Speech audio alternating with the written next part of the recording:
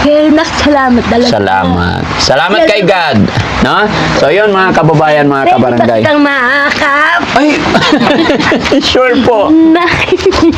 Salamat.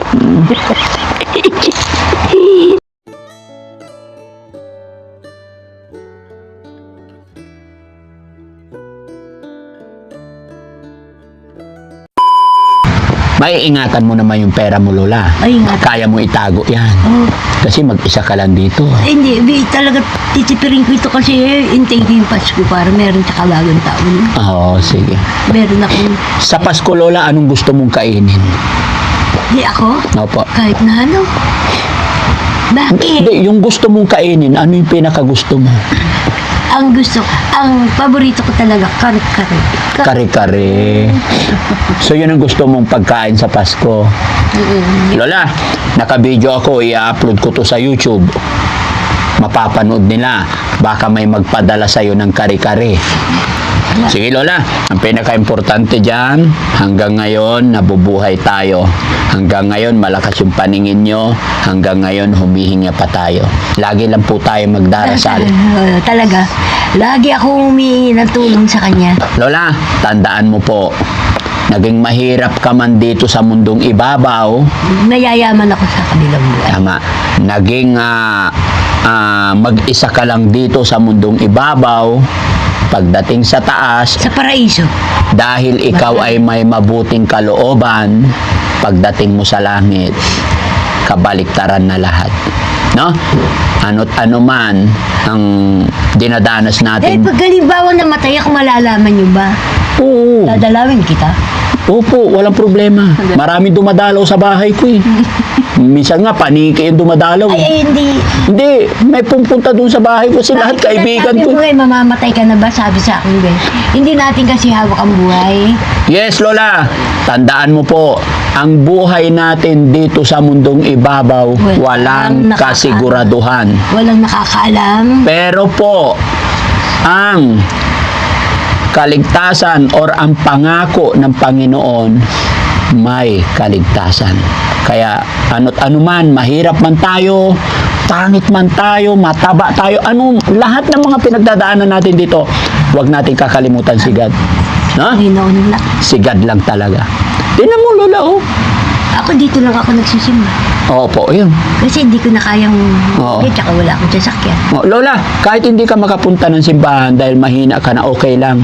Kahit saan sulok ng bahay mo, Nakikinggan ka. nandyan si God. Nakikinggan ka, Dawan, di ba? Yung iba kasi nagsisimba, pakitong tao, demonyo rin pag-uwi. Ay, may ganun ba? Meron. Nasaan? Meron. Ano? Nagsisimba? Tapos? Linggo-linggo nagsisimba, Oh. demonyo rin. Demonyo rin. Hindi na Sabi nga nila, Lola, kahit dasal ka ng dasal, kung hindi mo babaguhin ang iyong asal, At saka hindi rin, kung hindi tayo sa puso mo, yes po. yung paghihingi mo ng tulong sa kanya, Oh. yung pagdarasal mo, kung hindi tayo, wala yan. Oo. Wala yan. Kaya nga po, Lola, sabi nila, kahit dasal ka ng dasal, kung hindi mo babaguhin ang iyong asal, Wala hindi rin ka yun. magiging banal.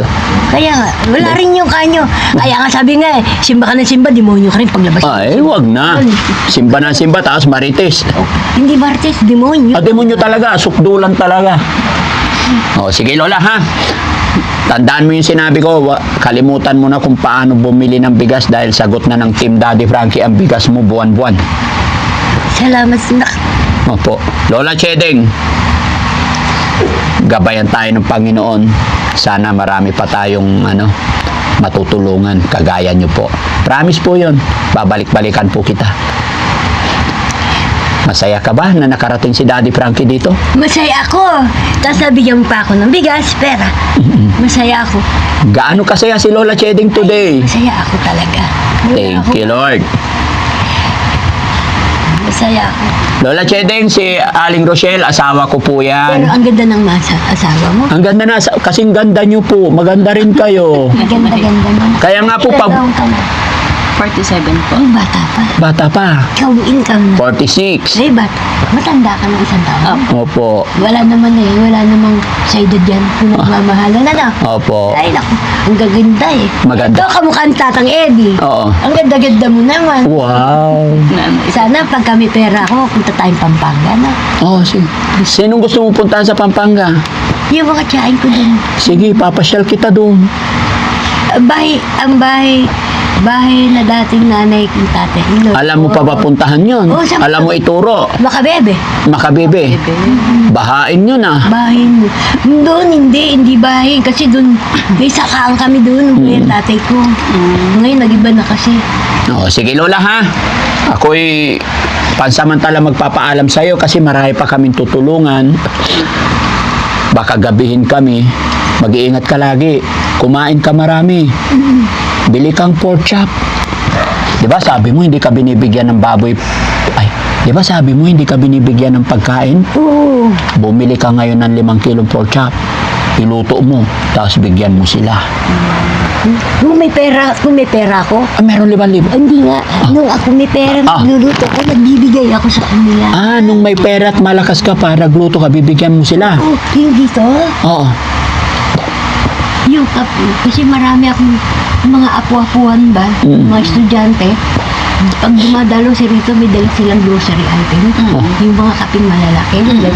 Bibigyan ko sila ng isang basong ganyan.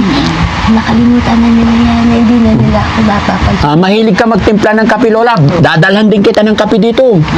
May mga pinadalang kape doon sa akin. Galing sa Amerika.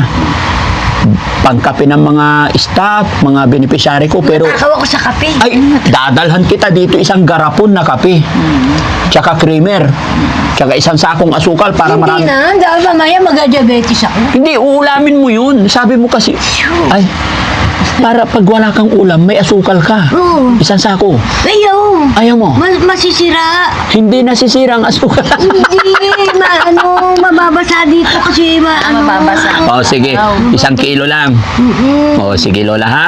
Pinapasaya lang kita, Lola. Ayoko malungkot. Ayoko nang masayang pwede mo na maibigay sa iba. Ay, ganun. Oo. Oh, wag na isang sako. Isa iba ko na lang ibigay. Oo. Il- Tama na sa akin yung kahit 1 kilo, 2 kilo. Pero yung isang sako, hindi. Pamigay mo na lang sa iba, anak. Yung iba kasi nangangailangan din. Tulad ko. Amen. Ang bait ni Lola talaga, Lola Chedeng. No? Ha? Wala na kasi akong lola eh. Hindi ako pwede mo na rin akong lola. Ayun, apir na. Salamat, Lola. Mula ngayon, ikaw na ang lola ko. Magbibless ako. Ba, Tatang Eddie. Oo. Tatang Eddie talaga eh, no? Tatang Eddie. Pero ngayon, magmula ngayon, ikaw na, isa ka na sa lola ko, ha? Although marami na akong lolang tinutulungan. Especially dito sa Pangasinan. Talagang pinupuntahan ko yung mga lolang nakikilala ko. Meron din akong inaalagaan, lola, nakahiga na lang. Tapos bulag. Pinibigyan ko bigas buwan-buwan. Kasi hindi na niya kaya maghanap buhay. Ako naman, Diyos ko, sinasabi ko sa Panginoon, bigyan niya ako ng lakas. Kahit wala akong pagkain, basta bigyan mo lang ako ng lakas. Nakakagawa naman ako ng paraan para kain ka. O sige, Lola, saan ko ito buhatin? Dito na lang po. Kaya mo na.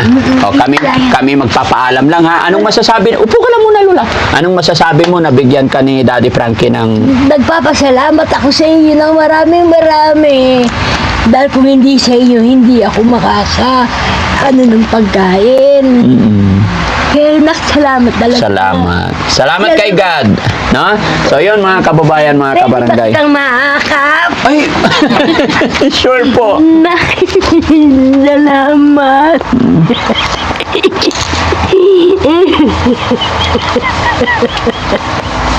Wala na kasi akong kapatid. Kaya ganyan na lang ako.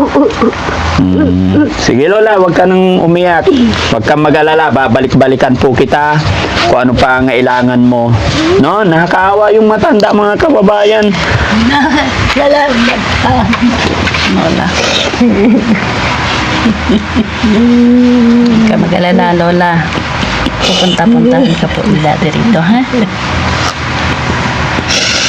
Palakas ka, Lola. Lola. Iyak tuloy ako, Lola. Meron nagbibigay na sa akin ng gamot dito. Opo. Ay, Modipen. Oo. Mabait din sila. Oh. Oh. I-bless ni Lord yung mga taong mababait na nagbibigay sa iyo. No? Oh, sige. Mabait ang Panginoon. Alam ni God kung ano pangailangan mo. Imagine, running Christmas, nakatanggap ka ng 5,000 sa sakong bigas. Dahil po yan sa gawa ng Panginoon. Hindi naman kita kilala eh. Pero gumawa si God ng paraan para mabigyan ka, para mapuntahan ka. Kaya, Lola, kami po ay kasangkapan lang din ng Panginoon. Kaya ano man ang dumarating, Sa kanya ka magpasalamat. kay God tayong pasalamat, no? Talaga, anak. No, umuiyak si Lola, mga kababayan. Maraming salamat po, mga kababayan, mga kabarangay. Masaya po ako dahil po sa inyo, dahil sa walang sawa niyong pagsuporta, isang Lola na naman. Pasok na naman sa beneficiary natin. Ito yung dahilan, mga kababayan, kung bakit nakakapagbigay ako. Dahil po yan sa walang sawa ninyong pagsuporta sa akin. Ako po ay nangangako sa inyo, mga kababayan, hanggat ako pinagkakalooban ni God ng kalakasan, hanggang dyan ang aking team, hanggang po kayo, tuloy-tuloy ang supply na bigas sa ating Lola Chedeng. Oy, Tatang Eddie. Oh, yeah. Iyakin na masayahin si Lola Chedeng, na?